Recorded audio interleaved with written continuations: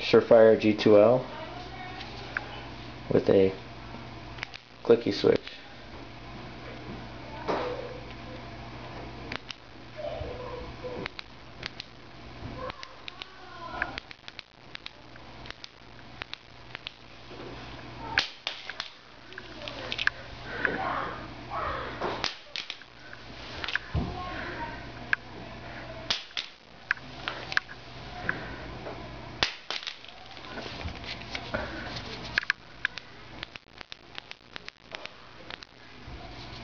With lockout.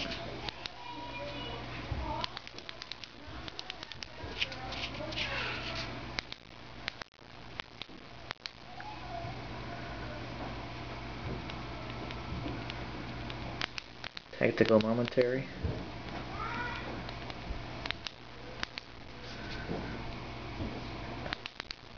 And a clicking mechanism made in the United States.